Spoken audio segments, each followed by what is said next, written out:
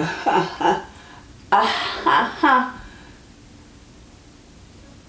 do you think that's okay to ask me? I don't know you. I am not your friend. And what does my vagina and your friend's penis have to do with you?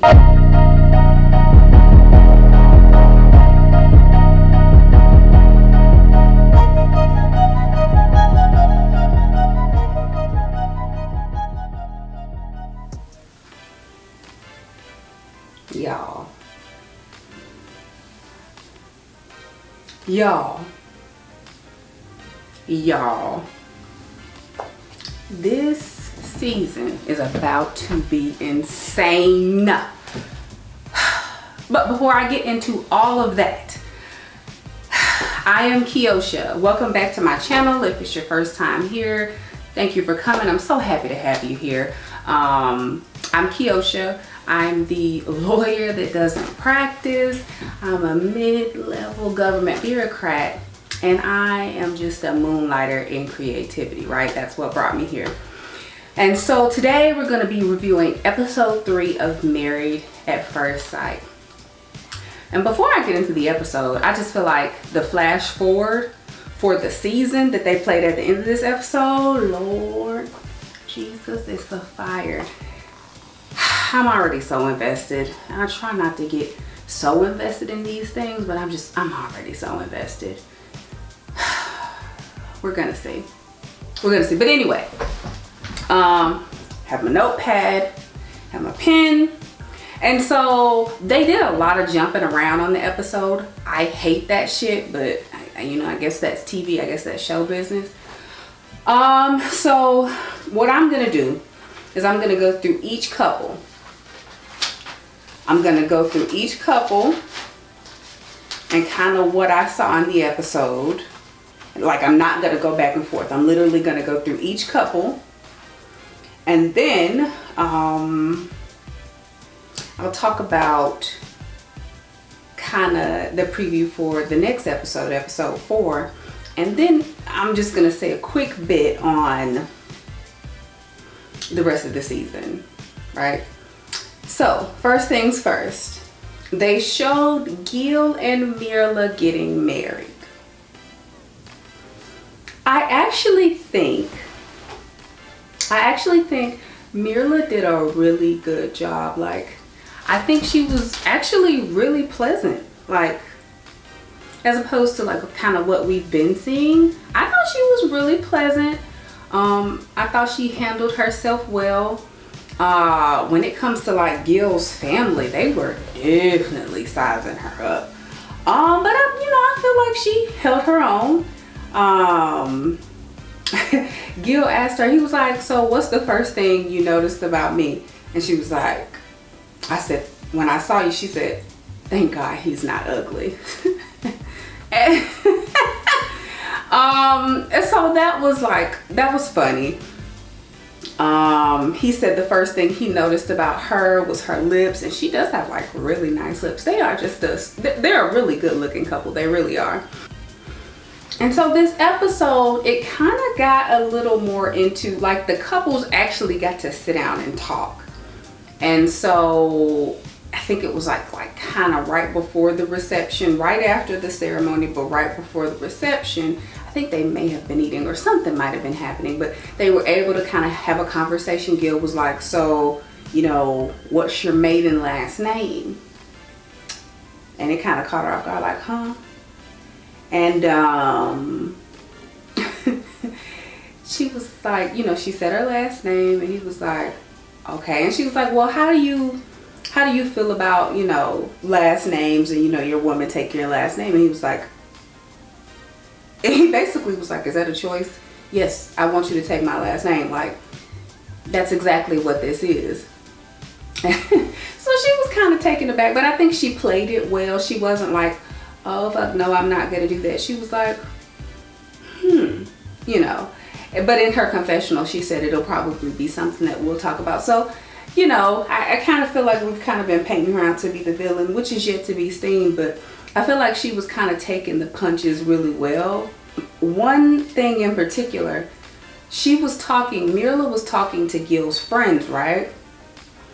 And I don't know if it's just me. I don't know if it's just me, but like, I felt like they were doing too much. Like, it was during the reception, it was like a woman and it was one of Gil's guy friends. And I just kind of felt like they were doing too much. Like, I kind of feel like in the situation, I probably would have reacted the same way. Like, as opposed to, you know, during that time, in my head, when you're talking with the family, it's kind of one of those things where you're giving best practices and you're telling the person that you're talking to about your friend. You're like, you know, my friend is this, my friend is that. And so what they were doing, they were basically giving her the third degree about her spending habits, right? And so, first of all, that's none of their fucking business. Like, okay, so let me frame it like this. They could have absolutely said it this way. There's always a way to say something, right? They could have been like, you know, Gil is really frugal. I don't know how you get down. I don't know the kind of things that you like, but our friend is really frugal. And if she responded with, oh yeah, I love designer things, I love nice stuff, they could have responded with, well, that's something y'all are gonna have to figure out, right? As opposed to like, the guy was like, well, you need to fit. First of all, you don't know me. I don't need to do anything, and I am not married to you. You mind your fucking business.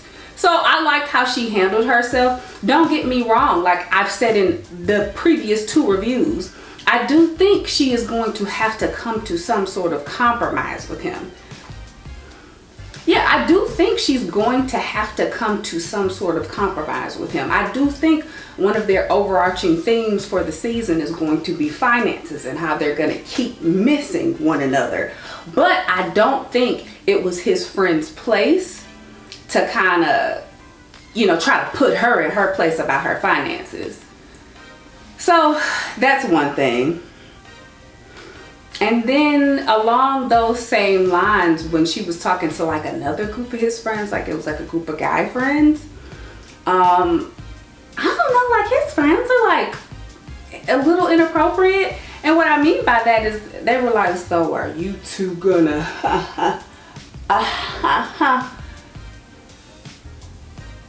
why do you think that's okay to ask me? I don't know you. I am not your friend. And what does my vagina and your friend's penis have to do with you? I just thought that was so disrespectful, and I thought it was so distasteful. And I thought she handled herself well. Where I probably would have been like, are you dumb? Like, well, no. Maybe. But I just kind of feel like she handled herself well. And I noticed that about her. Like, she stands her ground. She says what she has to say. And that's it. Now, like I said, that's going to be something in their relationship that they're going to have to deal with. But when it comes to like his friends, I respected how she handled those situations because they were a lot. Like, it was like really extra. And so on the flip side, when Myrla's friends were talking to Gil, they asked what concerns he had. And you know, their theme, of course, he, you know, basically mentioned finances. And so, you know I keep beating a dead horse, but this is going to be this couple's theme throughout the season. Each couple has a theme, kind of, sort of, and we'll talk about it as we go along. But finance is going to be this couple's theme. Yeah. And then I liked Gil's answer when her friends asked about sex. I can't remember how that happened, even though I think that's inappropriate. I liked his response. He was just basically like, you know, I'm a passionate person and I like sex to be passionate, and I want us to be able to build a connection so we are there and the sex is passionate. And they were like, well, you know, would you wait 6 months? He was like, absolutely. You know, this is my wife. So what's 6 months compared to 3 years? I was like, what? That was a great answer.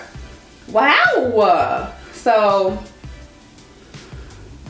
I think that pretty much kind of sums this couple up in this episode.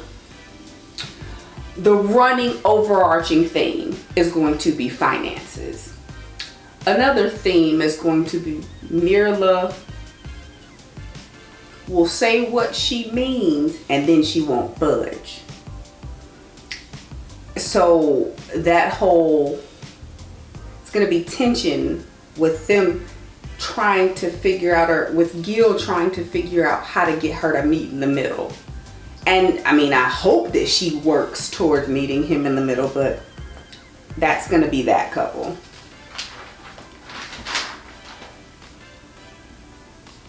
Now let's go to Brett and Ryan.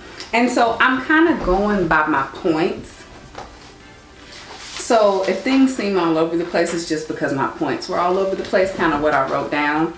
But before I say anything, their officiant was just so lost. Like, he could not get his shit right. And it just made the ceremony so awkward. But aside from that, I just cannot get over how pretty Brett is. I just think she's gorgeous with that red hair. I just think she's gorgeous. One thing that I noticed is that Brett kept saying, I don't want to get my heart broken again. And she just kept saying it all over and over and over again. And to me, like, if I'm watching a movie or if I'm reading a book and someone says, I don't want to get my heart broken again, I just can't take it, I can't do this anymore, it's normally foreshadowing for that person getting their heart broken, or said action happening. Or in a horror movie, oh my God, I hope the killer doesn't find me, foreshadowing for the killer finding them and murdering them. Like, so I know this is reality, but this is also TV. And so the fact that they kept showing her saying, I don't want to get my heart broken, to me feels like a bit of foreshadowing. And I'll tell you why, right? I'll tell you why.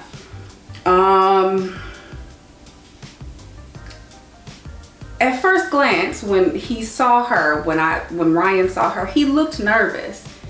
He looked really, really nervous. And he was acting super, super awkward. And it was almost like he kind of withdrew a little bit. And I mean, I guess I can relate to a certain extent, like getting nervous and kind of drawing in while you're trying to figure things out. But he definitely withdrew. He kind of clocked out for a little bit. And to me, it looked like, I don't want to say it looked like he was disinterested, but it almost looked like he was trying to be polite. Like Brett was saying stuff and he'd be like, like he wasn't even really looking her in the eye until the end of their ceremony, when they were like saying vows and stuff. Like, he was giving no eye contact, and it was just weird. And at that point I was like, is he interested? Like, I don't know. He doesn't seem interested. I mean, you could chuck it up to nerves. I don't know. But like I said about Brett saying she doesn't want her heart broken, I still don't know about Ryan. I just don't know.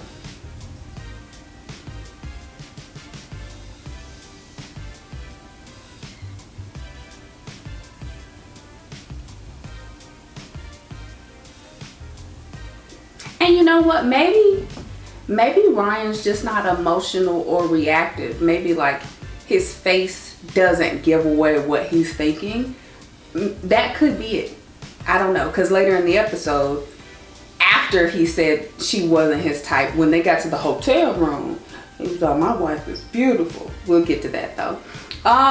So y'all, I don't know. I think like as far as like the mood for the couple, I think they're gonna be a pretty like chill and relaxed couple. You know, after the wedding, they seem to be getting along okay. They were asking questions, kind of bouncing back and forth, really getting to know one another. Now, I don't know if this was before or after their first dance, but Brett and Ryan, they were sitting and they were talking. Maybe it was after, maybe they were eating. They were sitting and they were talking, and to me, Ryan just looked so disinterested. And I feel like Brett caught the look. Like, if I can find that exact moment where she was like, I'll try to find it and insert it, just her face, because I don't play with copyright. I'm not putting anybody's footage anywhere on my channel. But if I can find a still of her face, she's kind of like, I don't know about Ryan, y'all. I don't know. And it could just be editing. But their first dance kind of told me a little something about Brett. Their first dance told me that, listen, we all get put in situations where we are uncomfortable. But you know, we make it work. Especially in a situation like this where there's so much on the line for them. Like, they met and now they're married. And so you can kind of tell that Brett doesn't do well with like change, or she doesn't do well with things that she's not comfortable with. Like, he'd be like, hey, let me spin you. Can I spin you? No, no, no. She's like, no. Like, really strong. And it's just kind of one of those things where, you know, if it were me, and probably a lot of people, they'd be like, oh, fine, I'll spin. I'll try to do the two-step. You know, I don't mind playing along. And she just was not having any of it at all. Like, she did it a little bit in the beginning, but then eventually she was like, no. And so we all have our things, right? We all have things that we are working on or that we need to be working on. And so I think as the season progresses, we're going to kind of see each person individually and kind of their flaws. And I think we're beginning to see one of Brett's flaws and one of her insecurities. Yeah, I'm trying to figure out how to say that. I feel like I relayed that in a way I wanted to. But she just doesn't do well being outside of her comfort zone. And listen, we all get a little awkward outside of our comfort zone, but her reaction was just so strong. No, no. So we're gonna see where that goes. And we'll see how that plays out. We'll see, like, if they try to mirror if they try to mirror and make parallels between Myrla and Brett, because, you know, Myrla has said she is not going to compromise, period, point blank. Let's see if those parallels are going to be drawn with Brett. Let's just see. I don't know, I'm putting it out there. Brett was talking to Ryan's friends, and they straight up were like, no, you're not his type. And Ryan told her to her face, he was like, no, you're not my normal type. You know, I think you're beautiful, but you're not normally what I would go for. And so that just kind of made me think, well, I wonder what his type is. Like, I wonder kind of, you know, what he's into. I don't know. It was just random, me thinking, well, I wonder, do you like blondes or brunettes? You like them skinny? You like them a little bit thicker? Like, what do you like? And then she was also talking to his friends, and she also said, you know, he probably wouldn't be her type either. And I didn't get the sense that he wouldn't be her type looks wise. I got the sense that he wouldn't be her type with regards to, you know, him being a country boy and him liking to farm, and him liking to shoot, and him just being country. You know, that would not normally be her type. And so she also expressed to them that, you know, she worries about being able to fit in because she's just not that person. She's not into those things. And so what am I getting at? So I think when it comes to relationships, like with regards to your partner's interests, You don't have to go and love everything that they love doing and every hobby that they love doing. You also don't have to go and enmesh yourself into all of their hobbies and into all of their activities. And so, I don't know, Brett was kind of really making a big deal out of the country thing and the line dancing thing. And it just didn't seem that big. Like, if you don't like it, you know, you don't have to do it. Or what's wrong with having a little bit of fun? I don't know. I'm picking up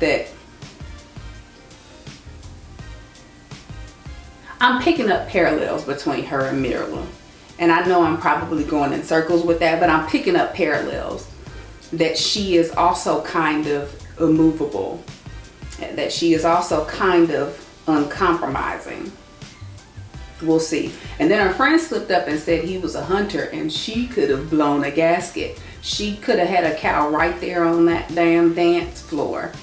And so again, like, is it that big of a deal that he's a hunter? Maybe. Maybe if she's vegan. You know, I don't know. I don't know. We'll see. I think that's that on Brett and Brian.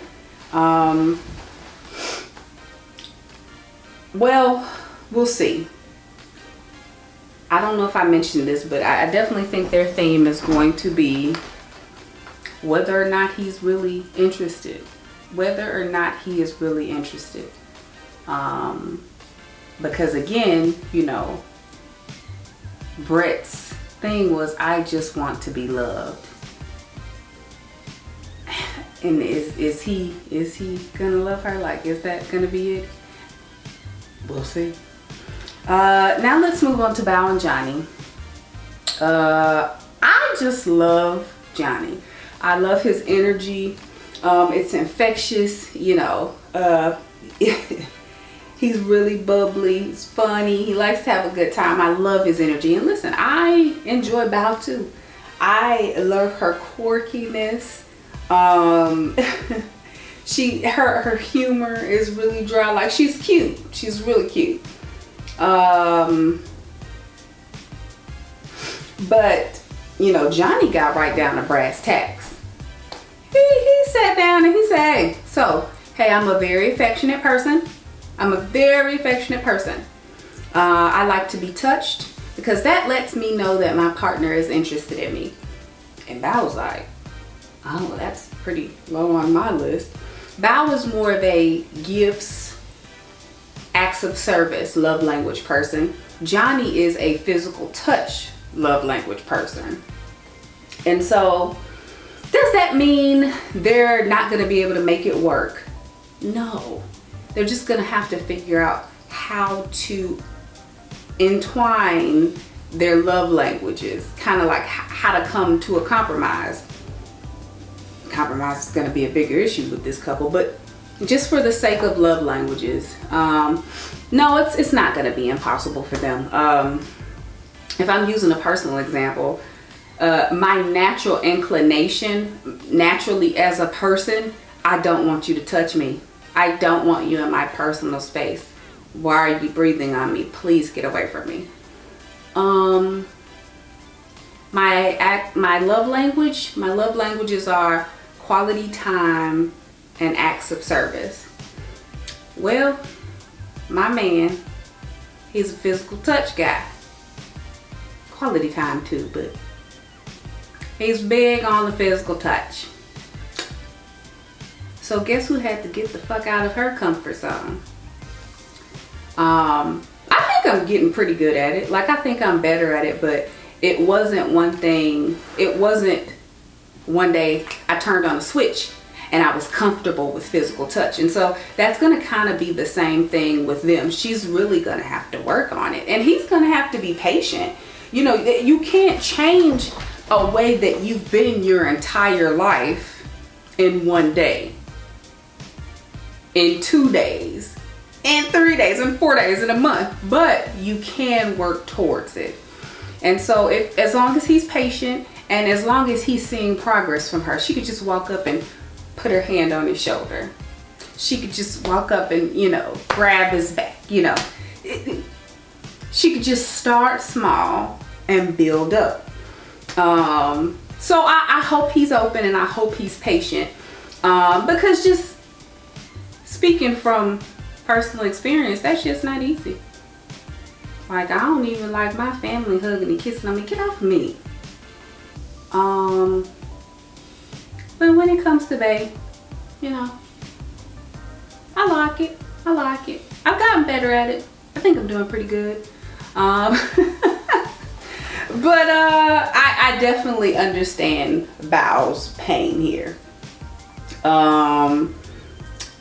Johnny was meeting Bao's friends, and they asked, you know, well, did you ever, you know, think about dating Bao back in college? And he was like, no, I've never really saw her in that light. But then they quick cut to Bao, and she's like, well, I've always had a crush on Johnny. And I don't know if y'all remember, but in that first episode, I said how they met. It seems like they had crushes on each other. I was off on one person. I was off on Johnny, but I was right about Bao. Like, it just seemed like, she, you know, they kind of had an unsaid thing. So it's actually really cute that she has had a crush on him and she's never pulled the trigger, and all these years later they ended up getting matched. You know, you can call it serendipity, you can call it, you know, God, you can call it the universe, you can call it, excuse me, whatever you want to call it. But it does seem divine that they met back in college. She had a crush on him and now they were matched and they're now married. I really want them to work. I really want them to figure it out. I think the bigger overarching issue, their theme is going to be control. Who's gonna be in control? Who's gonna yield? And so I'm saying it like that, I'm framing it that way. Who's gonna be in control? Who's gonna wear the pants? Who's gonna yield? Who's gonna give in?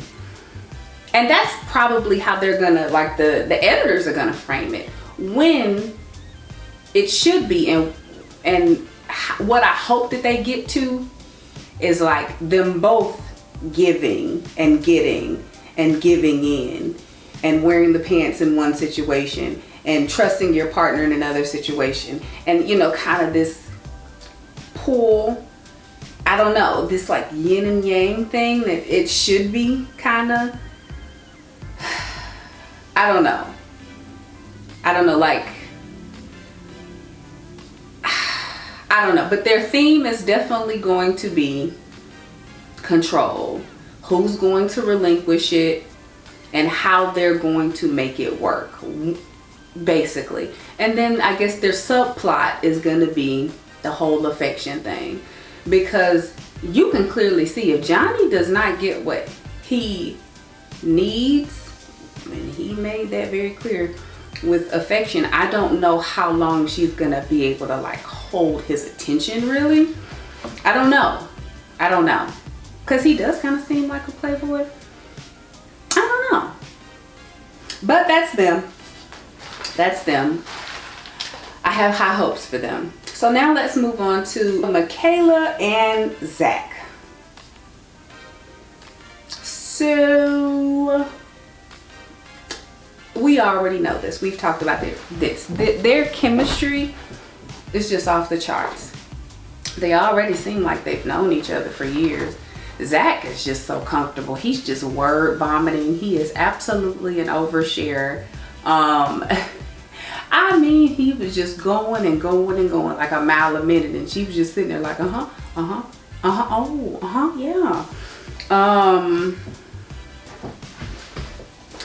And then Zack kind of started asking heavy-hitting questions. He was like, so how long was your last relationship?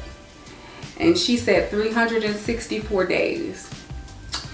And I can't remember if she asked him or if it was her sisters who asked him how long his last relationship was. And he said 9 months.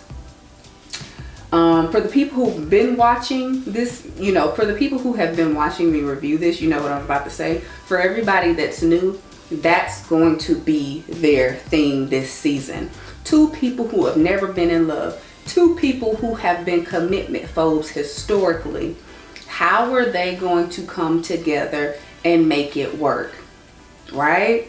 They haven't really had much practice in like being in a long-term relationship, in being in love. And so these two grown adults who are set in their ways, how are they going to figure it out? Like, how are they going to make it work? I think they're going to have passion.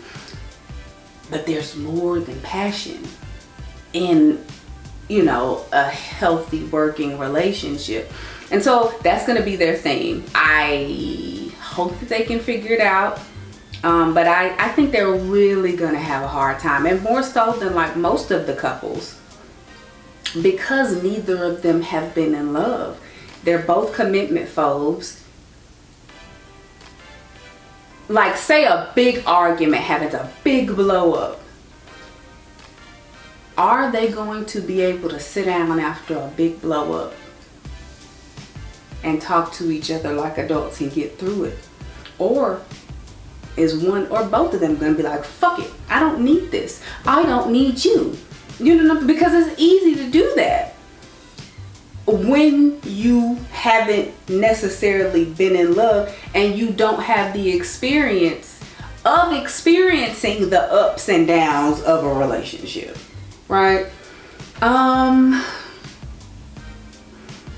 So that's their theme. His family gave some really good insights on him. They said he was single-minded. They said he's analytical. He's an all-in person. He's a either it is or it ain't, you know, type person. It seems to me what they're saying is he's like a black and white person. He doesn't really see shades of gray, which is also going to be very freaking interesting in this relationship, considering everything I just said. Everything I just said. So you add on to that for him it either you is or you ain't. Oh my God. I think their relationship is going to be really explosive, like, and not in a good way, like toxic. And there was a flash forward. I'll talk about it later, but y'all, I hope the best, but I don't know. I'm kind of bracing for the worst. And like, while his mom was saying that, Michaela, she's looking kind of weird. She was like, okay, you know, she didn't really know how to take that. Yeah, I thought his parents were super cute. They were really sweet. They genuinely seemed happy for their son. They really did. I hope that they can remain neutral during this process and really give him unbiased advice. You know, knowing their son and taking that into consideration, that he is single-minded, that he sees things as black and white. I hope during the season they're kind of able to give him advice that helps frame things for him. And the experts are really going to have their work cut out. Like, the more I see, I'm just, this is going to be volatile. It's going to be a volatile relationship. You watch what I'm saying. You watch my words. They're going to have arguments and they're not going to know how to figure it out. They're both going to want to bail. It's just going to be so volatile. Mark my words. Let me see. So his sisters basically, and y'all, I don't know how I feel about this. Like, I don't know how I feel about family members giving like somebody's partner the third degree when they're grown.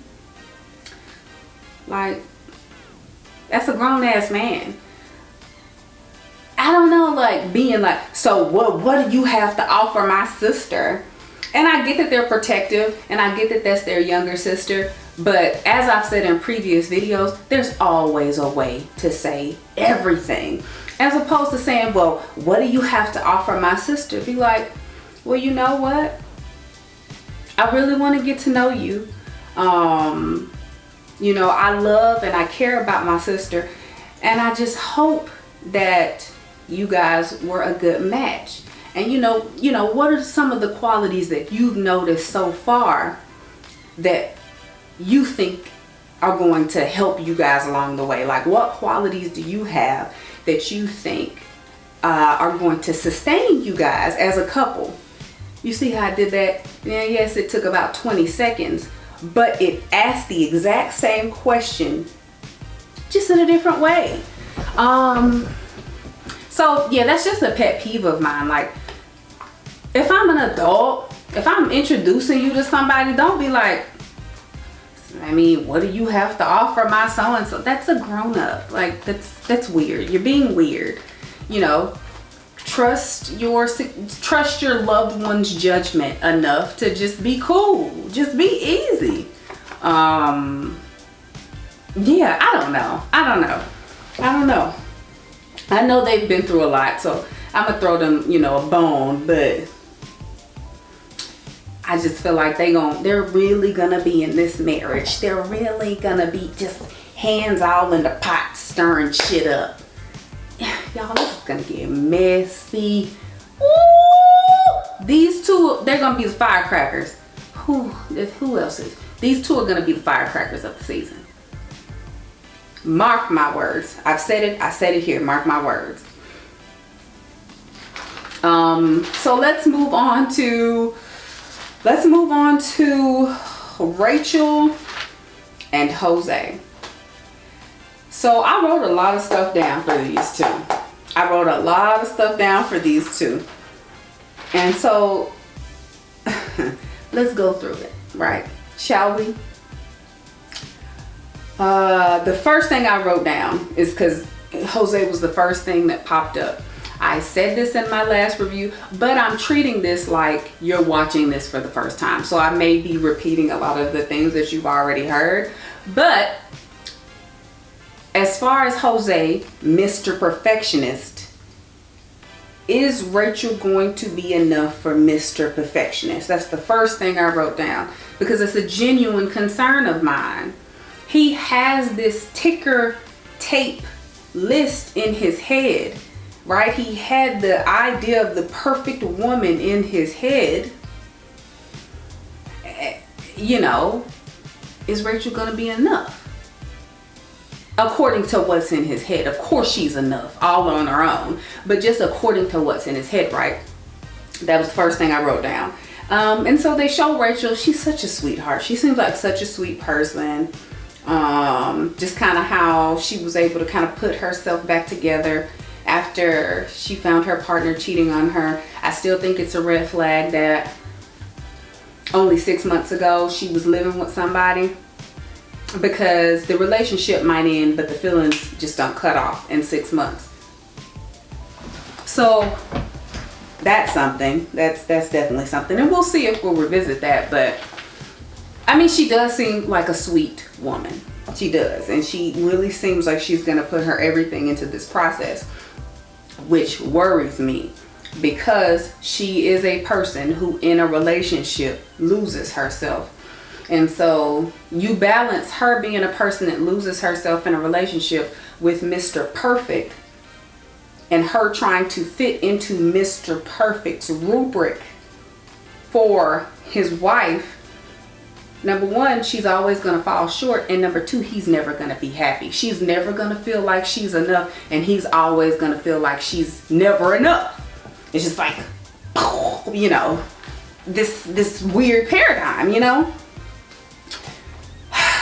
So let me keep talking because I'm getting really meta. But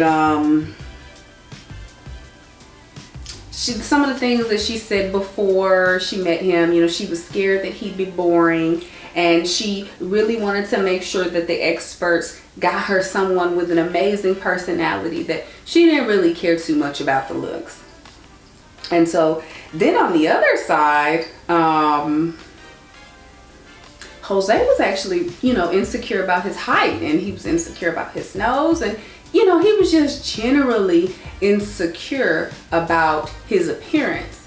And I think he's a handsome man. I really do. He's shorter, but you know, I don't even know what the average height for a man is. Is it 5'8" in the United States? I don't know, but I do know what it is to be insecure about something, right? So he was really worried about that. That was definitely something that he said before he met her, right? He said that he wants her to be attracted to him. He hopes that she finds him attractive. Remember that. So before the wedding, Rachel was talking to her friends, and she said something interesting to her friends. She said, you know, please let me figure this out. Like, if at all possible, please don't nitpick my relationship. She said, if you guys see glaring red flags, please tell me. But aside from that, if you see little things, please let me figure it out. That's fair. That's fair. I think that's really fair. And it makes me think, are her friends overbearing? Are her friends overbearing, or has she done a terrible job at choosing a mate or boyfriends? And maybe it's a mix of the two. But, you know, I appreciated that she said it. She set a boundary. She was like, hey, this is what I would like from you guys. And they said, okay. So that was interesting. And you know, Rachel is wide open, right? And she seems so confident now, but you can tell that her confidence is going to depend on how Jose feels about her. Like, aside from this whole process, Rachel needs therapy. She needs to figure out that she has it all within herself, right? And thus she doesn't need this external validation. And I hope they help her with that. Like, I hope the experts help her with that throughout the season. Otherwise, it's gonna be a really rough time for her.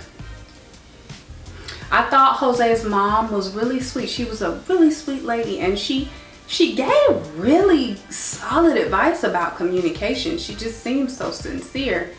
So I enjoyed that moment. I thought it was a really sweet moment. So let's go to them meeting. So she walks down the aisle, and she seems relieved. She seems instantly relieved and almost at peace. She gets up to him. They get to the altar. They get face to face. He freezes. He's just frozen. And he was doing this weird tongue thing, like, he was like, just like being awkward and stuck. And so she actually initiated, like, hey, I'm Rachel, you know, what's your name? Hi, it's crazy that we're here, right? Haha. And he was just frozen. I don't know if that was a nerve thing. I think maybe it was a nerve thing, and he was just trying to take everything in.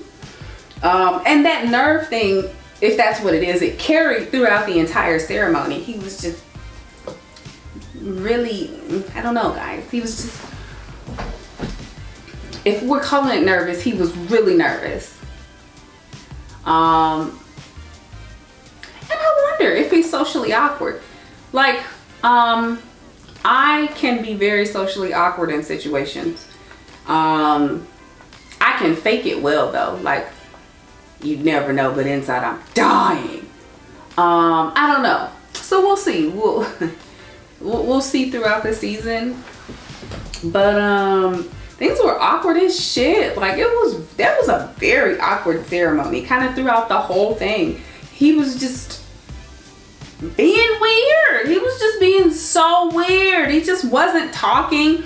The minister or the officiant asked him to say his vows, and he was just standing there, stuck.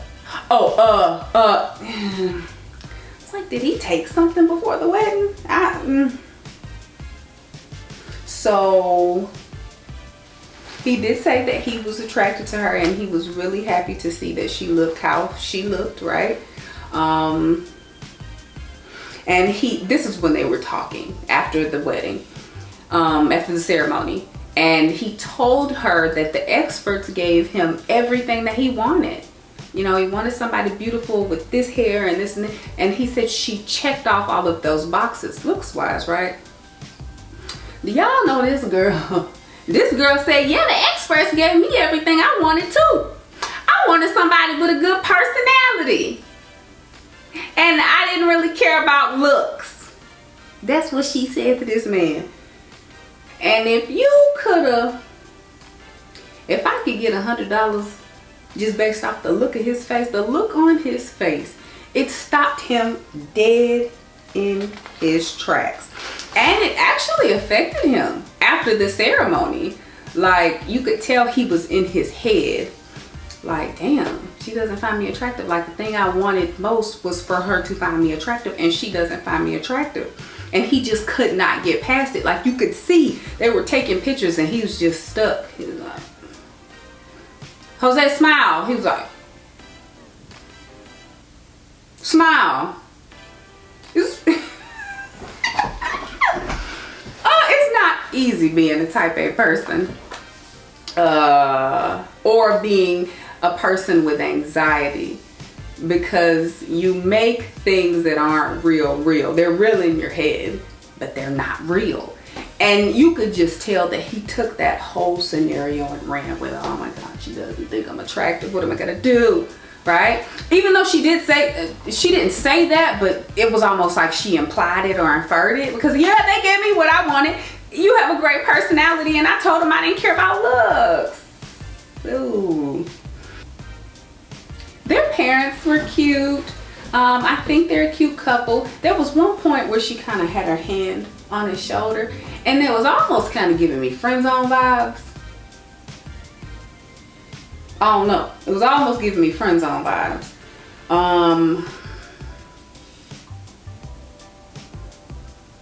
But in her confessional, in her actual confessional, she did say she thought he was handsome.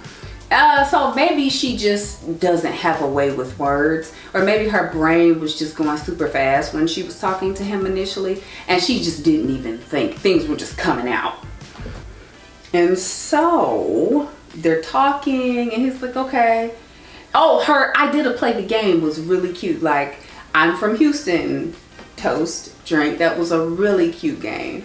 And so he's like, where do you live? When is your lease up? I mean, like, he was not playing. He is very, you could tell he's very regimented, you know, trying to figure out when her lease is up so she can come and live with him, which I get it, you know, I absolutely get it. But it was just like, I don't know if that was the time or the place, but you know. And so then he starts talking about his checklist. He started talking about his checklist, and he started going over his super high expectations, and you could kind of see the color leaving her face. And so it cut to her confessional, and what have I been saying this entire time? Review of episode 1, review of episode 2, and now episode 3. I don't know if she's going to be enough. And she said verbatim. Let me read what she said verbatim.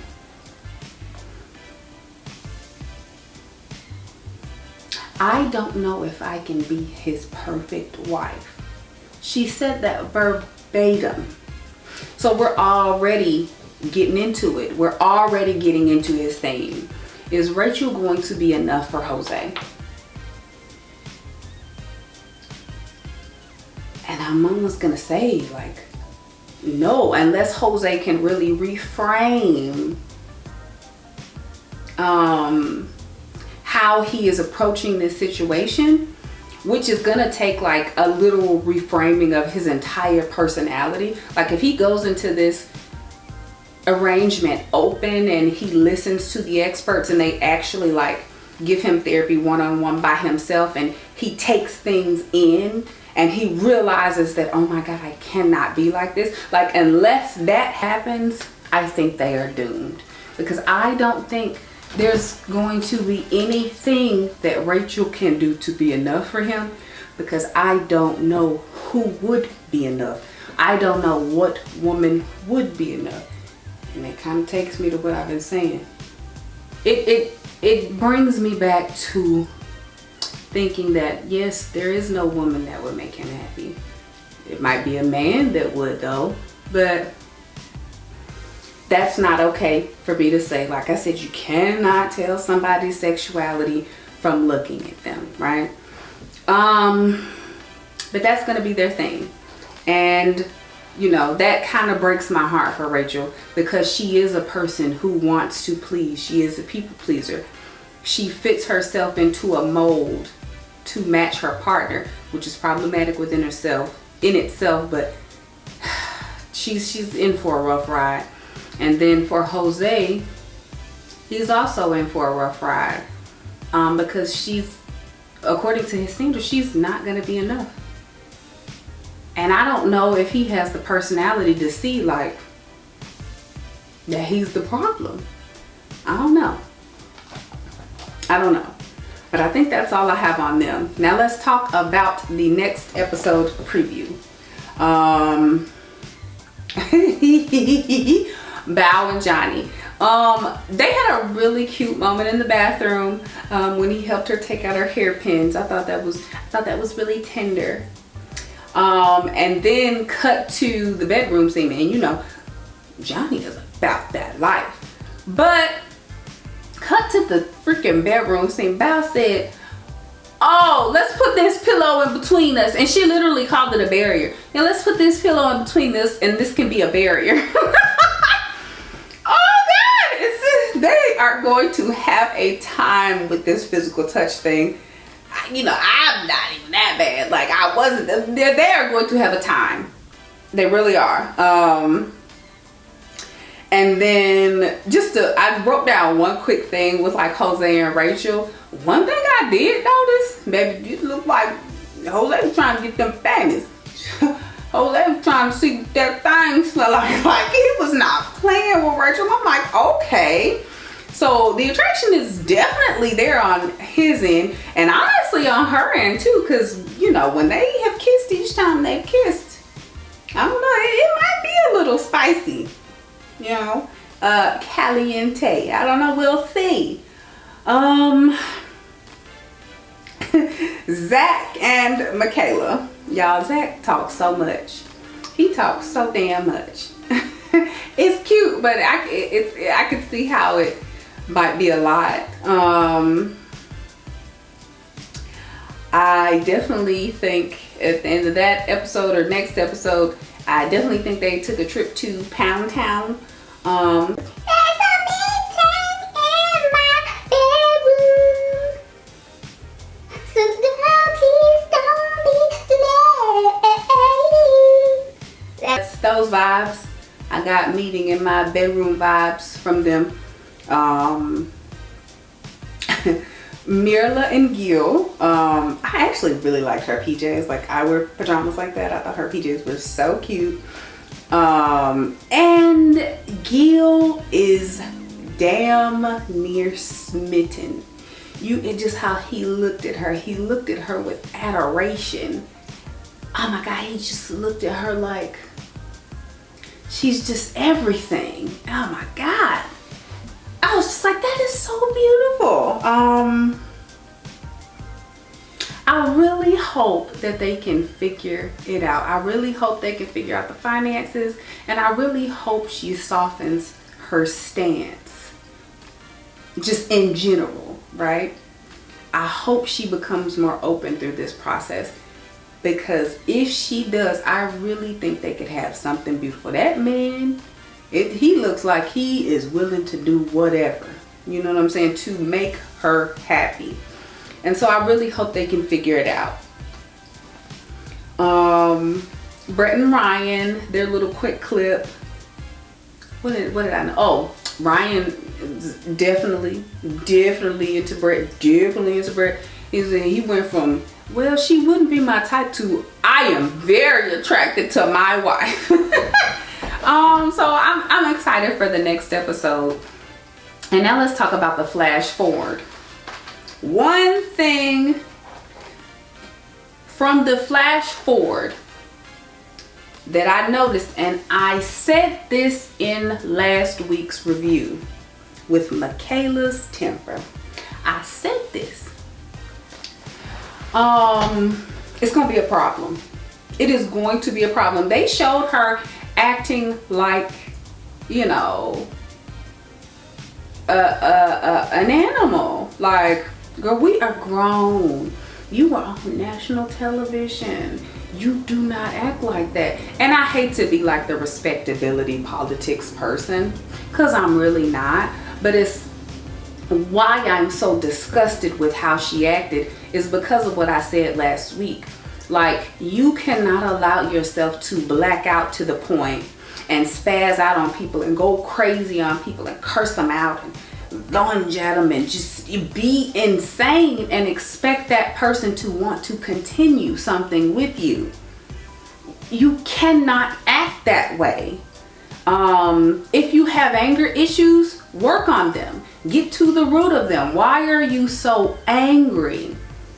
Work on your triggers. Work on not being triggered by your triggers, or work on getting tools to help you when you are triggered, as opposed to spazzing out. And like last episode, her sisters were like, or she was like, yeah, I just black, or her sisters, yeah, she just blacks out and she just becomes another person. And then afterwards she's like, hey, that's not okay. None of this is okay. That is abusive behavior for anyone, man or woman. Period. Period. Period. And if you are watching this and you spaz out like that on your partner, you need help. You need help. That's not okay. It's not cute. It's not, oh my God, he loves me, she loves me when I do that. He loves when I, no, that's not cute. So that was my, you know, spiel. I'll get off my soapbox on that, but I did not like that behavior. It was very disgusting, and I hope she works on that, because that's not okay. But that's all I have for this week's episode. If you stuck with me until the end, thank you so much. If you haven't subscribed, please do. You know, give me a like if you enjoyed this, and you know, I will see you in the next video. Thank you.